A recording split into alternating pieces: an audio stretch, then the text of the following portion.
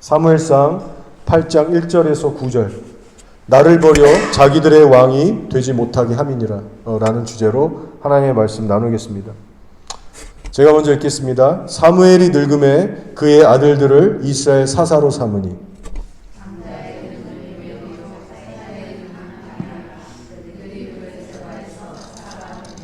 그의 아들들이 자기 아버지의 행위를 따르지 아니하고 이익을 따라 뇌물을 받고 판결을 굽게 하니라.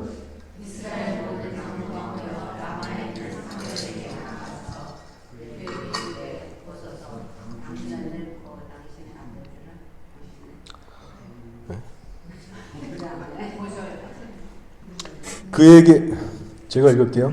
그에게 이르되 보소서 당신은 늙고 당신의 아들들은 당신의 행위를 따르지 아니하니 모든 나라와 같이 우리에게 왕을 세워 우리를 다스리게 하소서 한지라.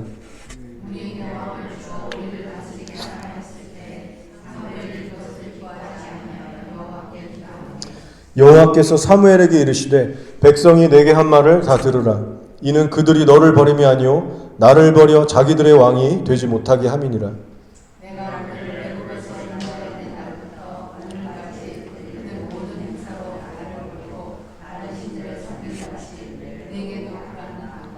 그러므로 그들의 말을 듣되 너는 그들에게 엄히 경고하고 그들을 다스릴 왕의 제도를 가르치라. 아멘. 예, 여러분도 아시겠지만 최근 미국의 미네소타라고 하는 주에서 거센 시위가 일어나고 있습니다. 그 영어 약자로는 그 아이스라고 하는데 이민세관 단속국의 요원들이 거리에 이제 무작위로 퍼져서 지나가는 시민들을 검문하는 겁니다. 불법 체류자인지 아닌지. 최근에 이 르네 니콜 굿이라고 하는 30세 미국 여성이 이 단속국의 요원의 총에 맞고 이제 죽임을 당하는 사망하는 사건이 있었습니다. 제가 이 트럼프의 이 단속하는 이것을 보면서 이런 생각을 합니다. 이 불법 체류자들을 잡아서 추방하는 거는 저 100% 동의합니다. 특히 불법 체류자 중에는 뭐 강간범부터 해서 막 죄질이 심한 마약 이런 딜러들, 강도들, 그래서 도주 중인 어떤 그 위험한 사람들, 그런 사람들이 많기 때문에 사회도 좋지가 않죠. 그래서 이 불법 단속 자체에 대해서 컴플레인하고 시위하는 그 미국 시민들이 많은데 그건 그들이 할 말 없는 겁니다, 사실. 잘못하는 거예요, 그들이. 법은 법대로 해야 됩니다. 네, 다만 아쉬운 건 그 좋은 일을 하면서 좀 더 인격적으로 하면 얼마나 좋을까, 그런 생각을 하게 됩니다. 요원들한테 시민들 대할 때 좀 더 젠틀하게 인격적으로 대해라. 좀 다치지 않게끔 그렇게 하자.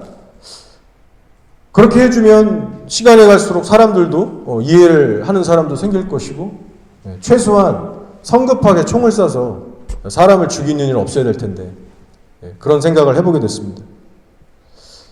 잠시 설명을 드릴게요. 이 르네라고 하는 여자가 차 안에 타고 있었고 시동이 걸려 있었고 창문을 연 채 이제 요원하고 이제 대화를 한 겁니다. 요원이 아이디도 보여달라고 했겠죠. 이것저것 이제 신문을 했을 거예요.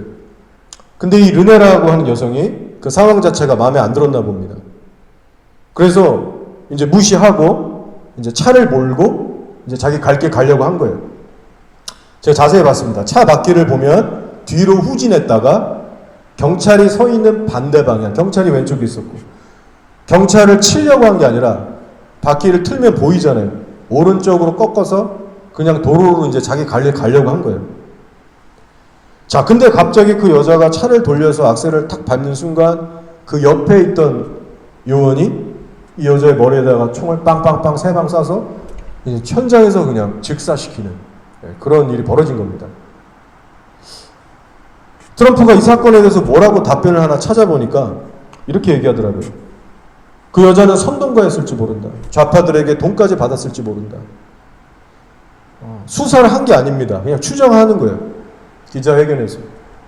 그 여자는 아마 그런 선동가였을 것이다. 가서 남편이랑 집안 다 수색해봐라. 일이 벌어진 난 후에 그렇게 이제 수사를 해보라고 얘기를 하더라고요.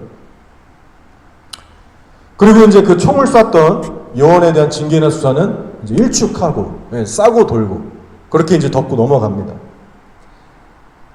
저는 이 부분이 참 실망스럽더라고요. 그 여자가 설사 극좌의 극좌라고 해도 사람의 생명을 그렇게 쉽게 끝낼 수 있는 것인가. 예수님의 그 정의에 대해서 생각해 볼 때 쉽게 이게 그냥 받아들여지지가 않더라고요. 정치 성향이 다르다고 함부로 죽이면 됩니까? 근데 트럼프 측근들이 하는 얘기가 요원은 정당방위한 거다. 그 여자가 먼저 차로 치려고 했다. 이건 마치 테러 행위다. 그렇게 요원 편만 들더라고요. 그래서 이 사건이 동네방네 퍼지면서 이제 미네소타 시민들이 대노하고 일어난 겁니다. 불법 체류자도 아니었고 시민권자였어요. 30세 시민권자. 남편은 나라를 위해서 군복무를 했던 군인이었고 세 아이의 자녀였습니다. 근데 왜 그렇게 죽였냐? 과잉진압 아니냐? 이거 테러 아니냐? 그래서 저도 여러 번 수십 번 돌려봤습니다. 동영상을. 관련 자료 다 찾아보고 이게 정말 정당방위라고 할 수 있는 그런 것이었나. 근데 제가 아무리 보고 봐도 정당방위라고 하기에는 너무나도 큰 무리가 있어 보입니다. 트럼프가 하는 일들 중에 저도 물론 지지하고 좋아하는 부분들이 있습니다. 근데 이 총살 사건을 이런 식으로 덮고 가는 건 아니지 않나 그런 생각이 들어요. 저는 무작정 트럼프 편이 아니고 예수님 편이기 때문에 특히 목사로서 주의 깊게 보게 됩니다. 하나하나를. 자, 뿐만 아닙니다. 어떤 20세 남성은 저항했다고 비살상 무기로 왼쪽 눈을 사서 왼쪽 눈이 실명이 됐어요. 또 어떤 할아버지는 집에 그냥 가만히 속옷 차림으로 있는데 요원들이 무장으로 다 들어가서 마이너스 10도 되는 한겨울에 속옷 차림으로 끌고 나왔습니다. 무장한 것도 아니에요. 할아버지예요. 이런 사건들이 하나둘씩 쌓여가면서 미네소타 시위들의 목소리가 높아진 겁니다. 그런데 트럼프가 이것을 정말 일축하는 또 엄포를 최근에 내놨어요. 엄포를 했어요. 뭐라고 했느냐. 미네소타 정부 측에서 시위를 진압해주고 도와주지 않으면 공수부대를 파견해서 무력으로 제압하겠다. 시민들의 시위들을 내란죄로 규명하고 대통령의 권한으로 공수부대를 파견해서 무력으로 진압하겠다. 엄포를 한 겁니다. 여러분은 어떻게 생각하세요? 예를 들어 우리나라에서 이재명이 많은 마음에 안 드는 그런 짓들을 하고 있는데 예를 들어 우리 기독교인들이 광화문에 나가서 외치고 시위를 하지 않습니까? 어떤 정부가 이를 추진할 때 마음에 안 들면 거리에서 나와서 우리가 반대 목소리를 낼 수 있잖아요. 자유민주주의 체제면 표현의 자유가 있고 말할 권리가 있습니다. 근데 그걸 내란죄로 여겨서 군대를 보내서 진압한다. 이거 우리가 한번 생각해야 될 이슈입니다. 트럼프라고 무조건 다 잘한다가 아니고 예수님의 기준으로 보면 아닌 부분들이 보인다는 것이죠. 그러니까 이제 목소리들이 여기저기서 나오는 겁니다. 내란죄로 몰고 정부에게 시위한다고 내란죄로 몰고 진압하는 건 독재자 아니냐.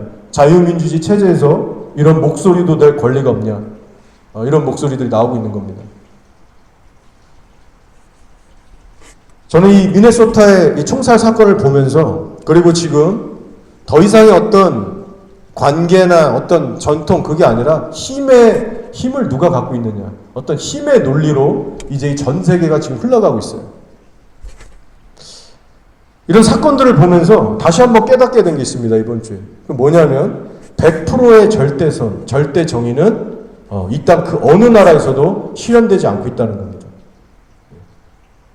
인간 사회에서는 100%의 선과 정의를 기대할 수 없겠구나. 인간에게는 실망할 수밖에 없겠구나.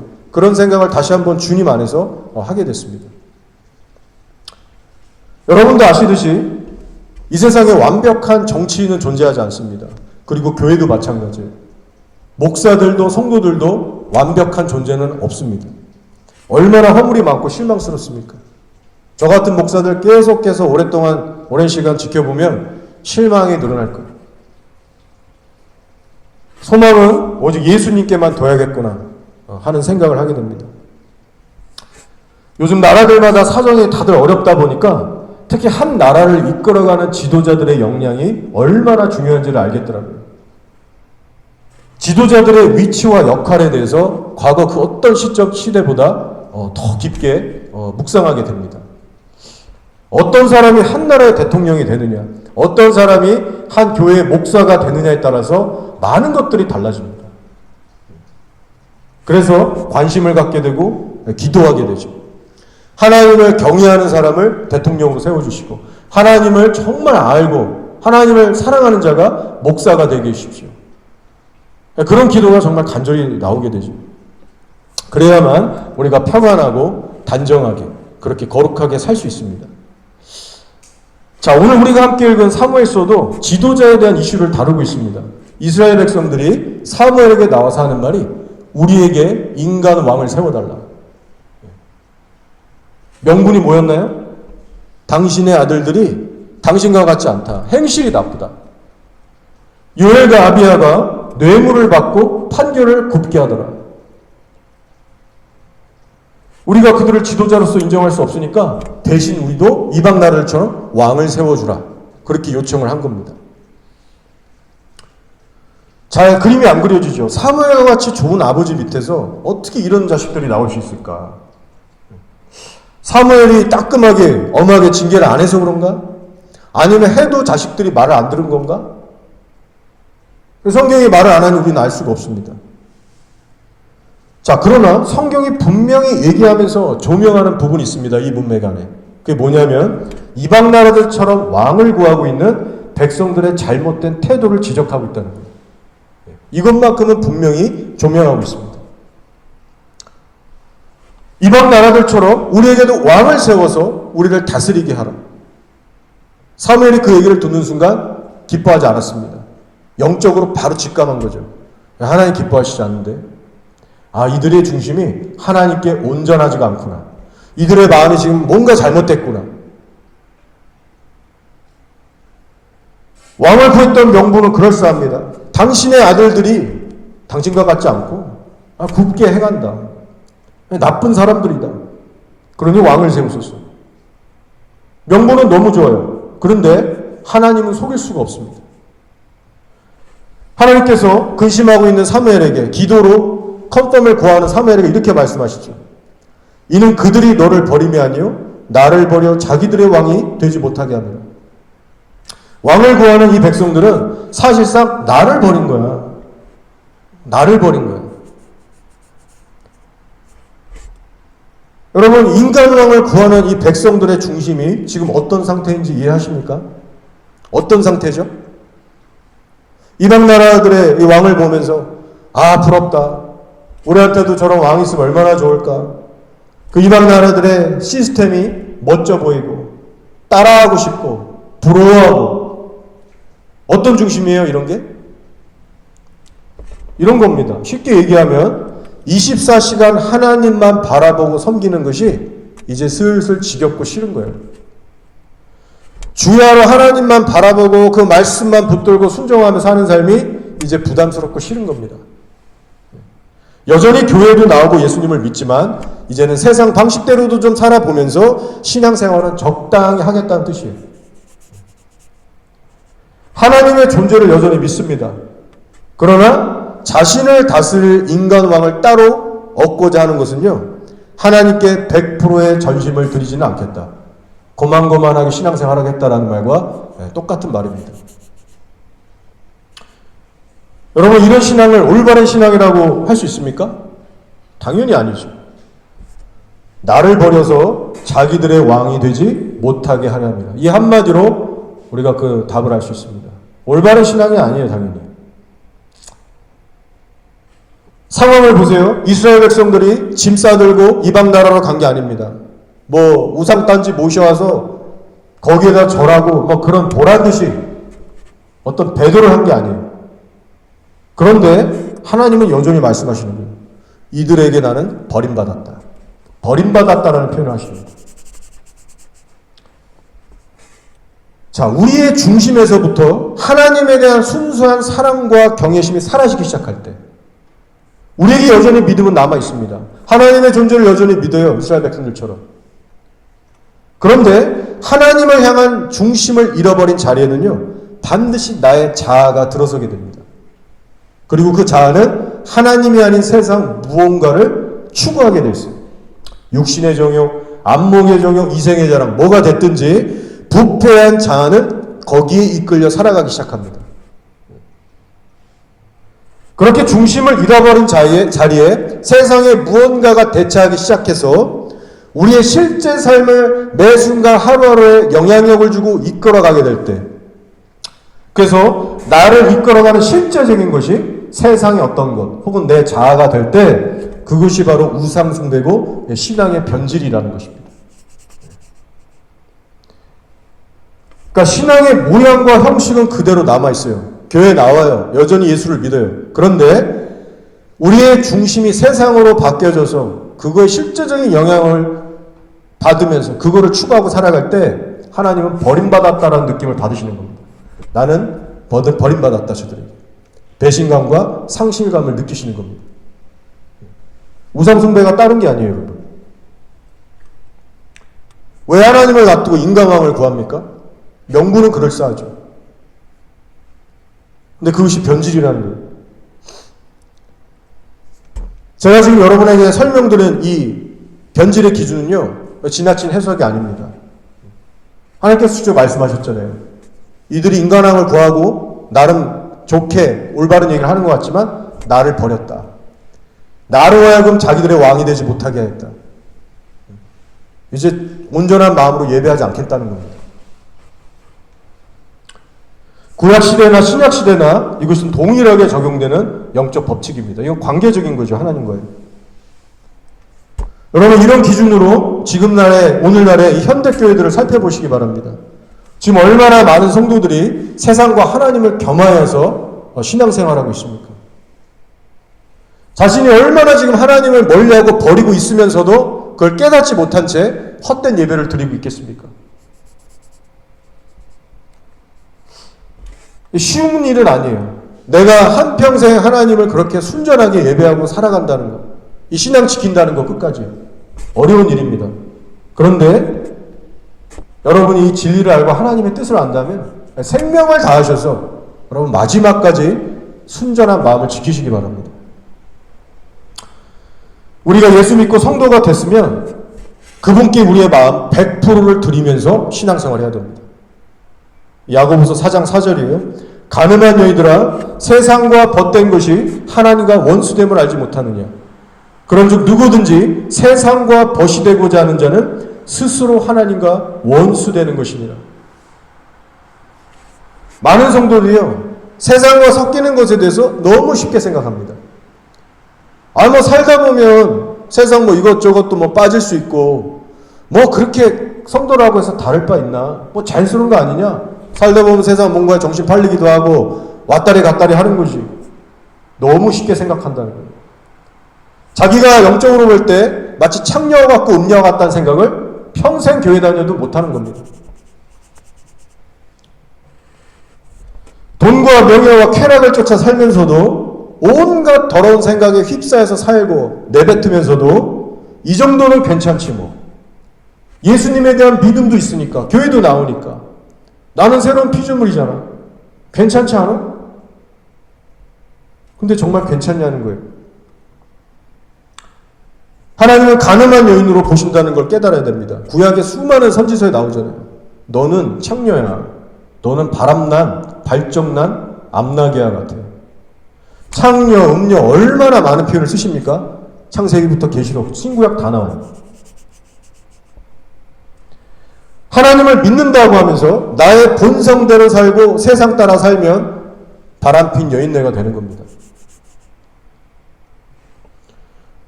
여러분의 신앙도 신중하게 점검하셔야 합니다. 사람의 기준 말고, 교리 전통 말고 하나님의 기준으로 여러분의 중심과 삶을 주도 면밀하게 체크해 보세요.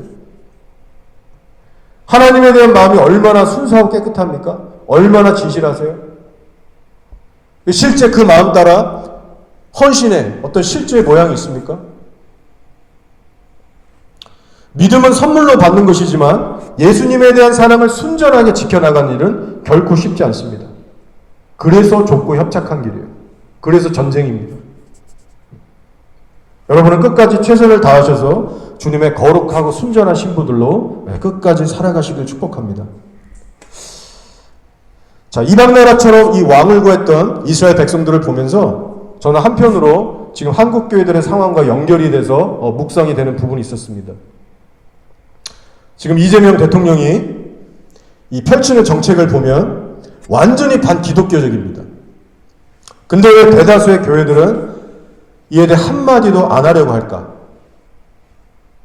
제가 이 사무엘 시대 백성들을 보면서 이들의 영적 상태를 묵상할 때 지금의 한국 교인들의 어떤 이런 상태와 참 많이 닮아 있구나를 깨닫게 됐습니다. 자, 여러분 한번 생각해 보시기 바랍니다. 사무엘 시대 이스라엘 백성들이 만약 정말 하나님을 사랑했다면,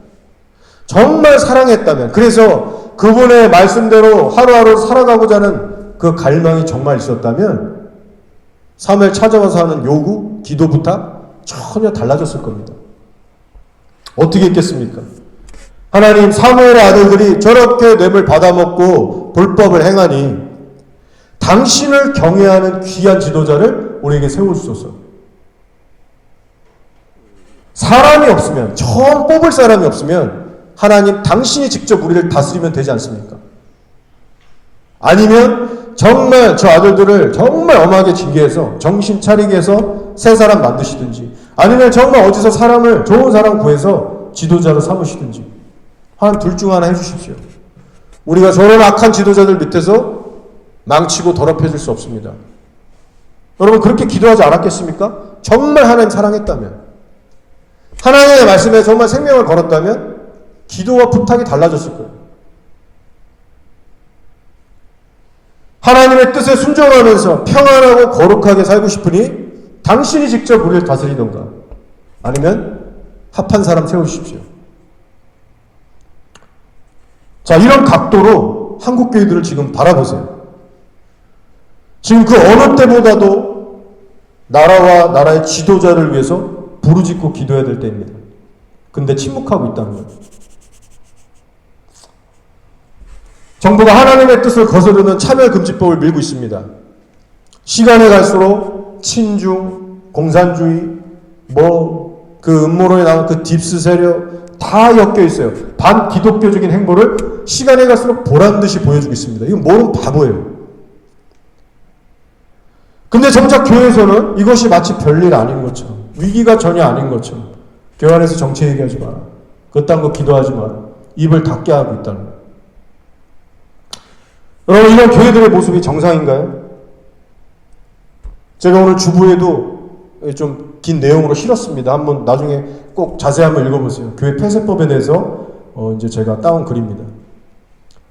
최근에 이 더불어민주당의 이 최혁진 의원과 그 이제 11명의 의원이 합세해서 교회 폐쇄법 입법을 이제 하고 있어요.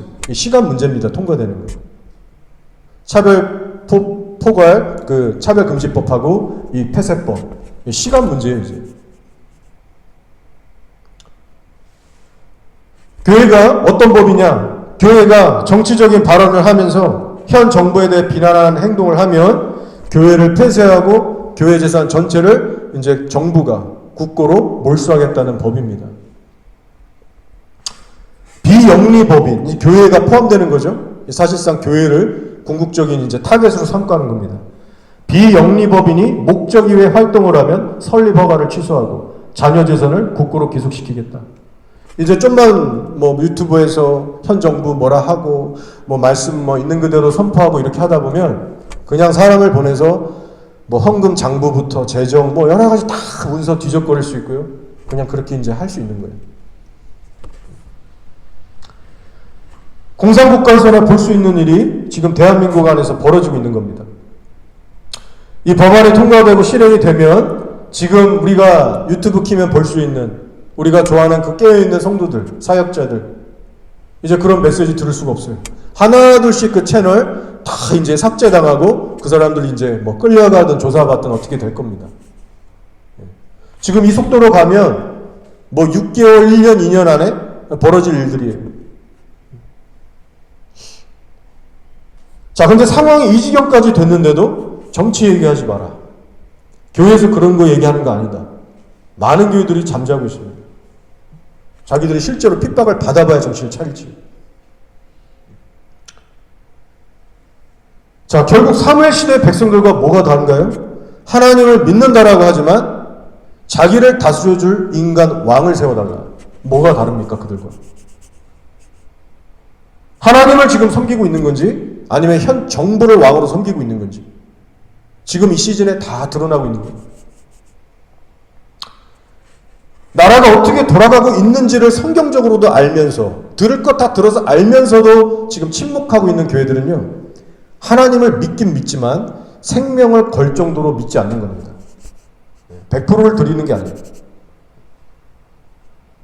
거리에 나가서 외치고 막 대놓고 싸우는 게 두려우면 최소한 교회에서만큼은 서로 나누게 하고 격려하고 기도하게 해야죠.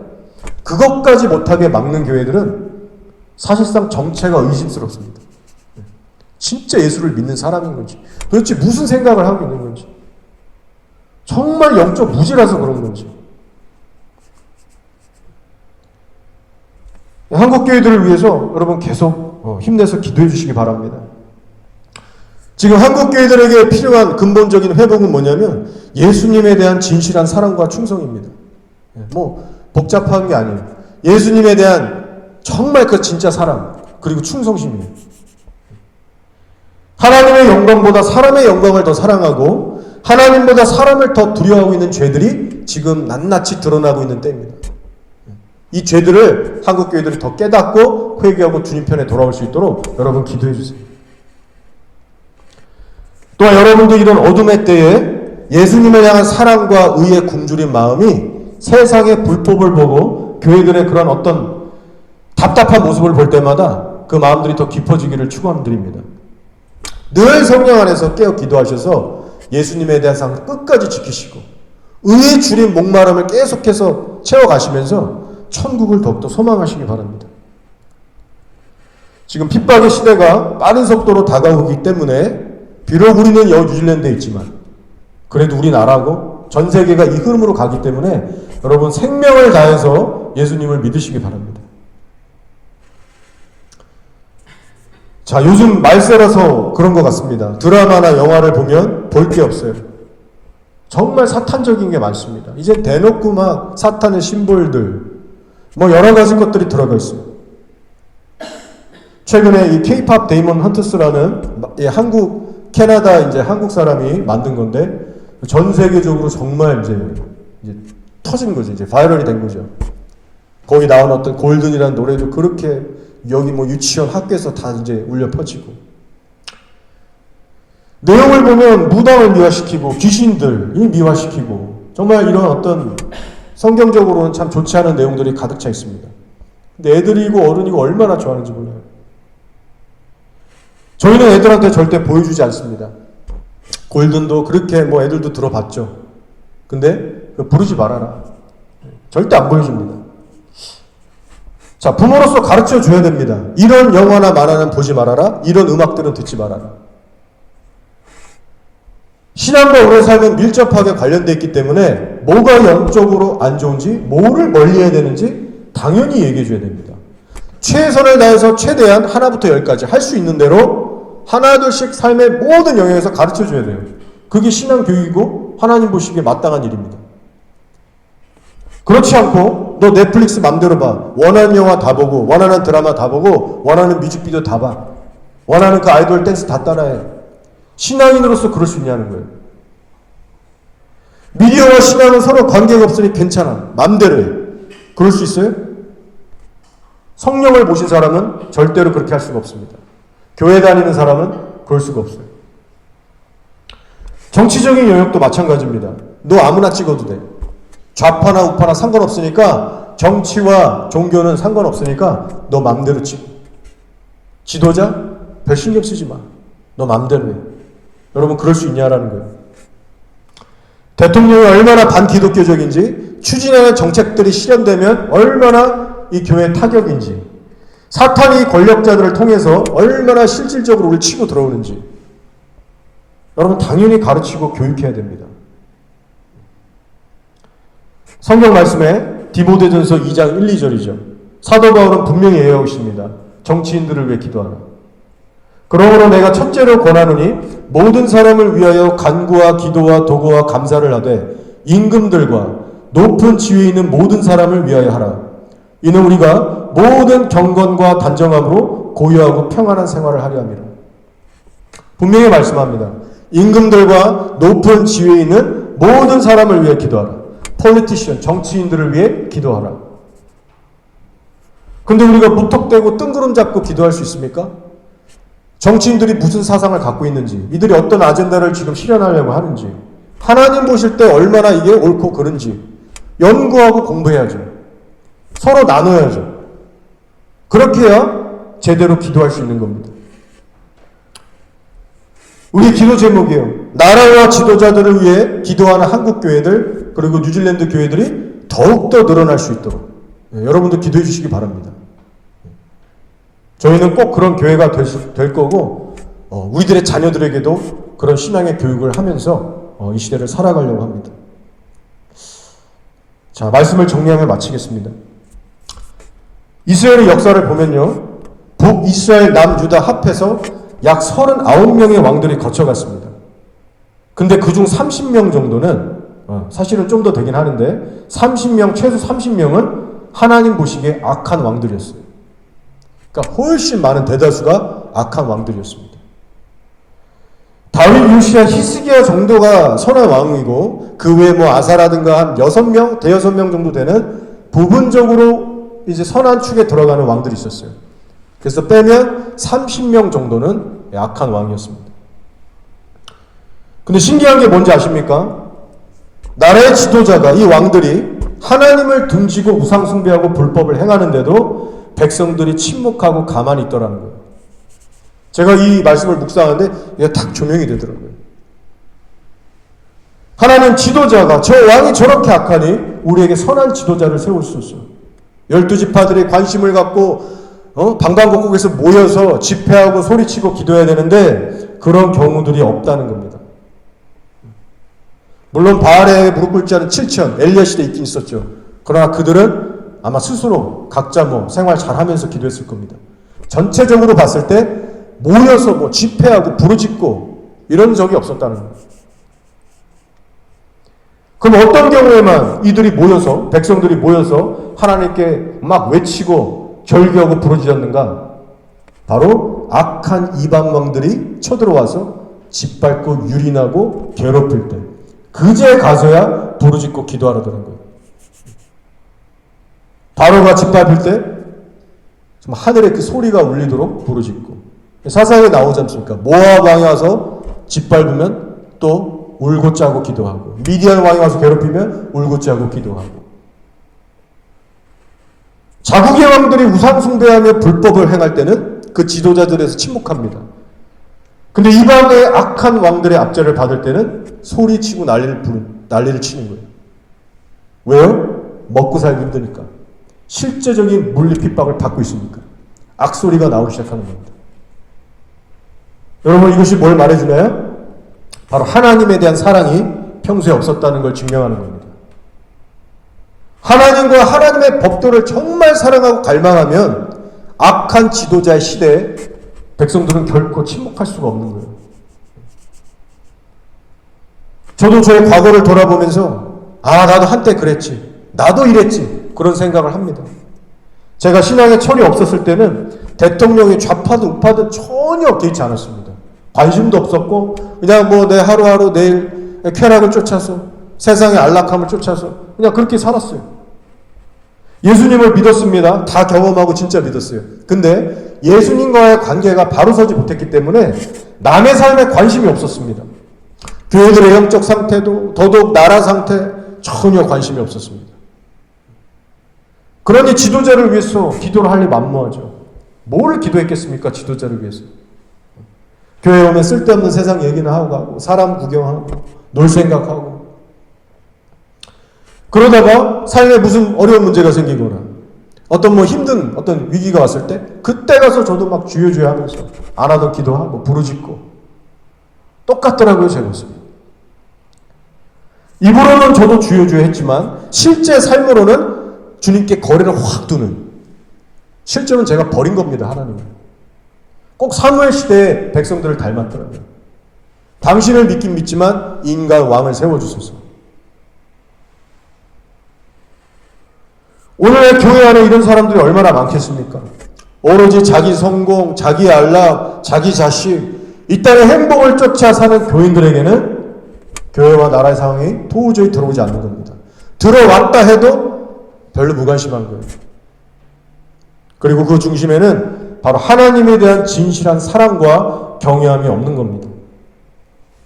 간절히 기도하며 바라는 것은요, 우리의 남은 인생은 오직 하나님만을 유일한 왕으로 모시는 이 시대의 진실한 백성들이 되길 소원합니다. 여러분은 어떤 순간이 와도 예수님을 절대로 버리지 않으시는 하나님의 신실한 자녀들이 되시길 축복합니다. 시편 20편 7절이에요. 어떤 사람은 병거, 어떤 사람은 말을 의지하는 우리는 여호와 우리 하나님의 이름을 자랑하리로다. 온 세상과 교회들이 소동치고 요동하는 이때 우리가 사람을 의지할 수 있습니까? 트럼프를 의지할 수 있어요? 어떤 깨어있는 훌륭한 목사들이 소망입니까? 와, 저 교회 좋다더라.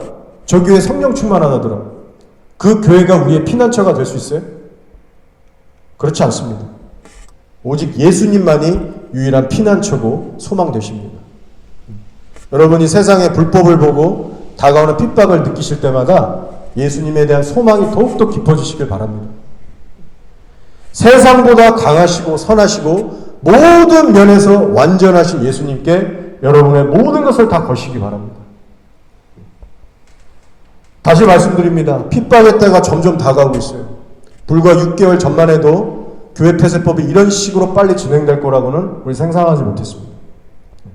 우리가 상상하는 속도 이상으로 한국에서 그것들을 보게 될 거예요. 이걸 기적적으로 막아내지 않는 이상. 그러니 지금부터 내려놓을 것들 내려놓는 훈련 하시면서 결국엔 생명까지 내어드릴 수 있는 그런 신앙으로 준비되셔야 합니다. 하루하루 영적 나그네로 살아가는 나그네 훈련 하시면서 이 땅의 삶에 대해서는 점점 자유케 되고 천국에 대해서는 계속해서 소원과 기대감을 더 쌓아가면서 그렇게 끝까지 하나님의 순전한 백성들로 살아남으시고 또 승리하시는 저 여러분 모두가 되기를 축복합니다.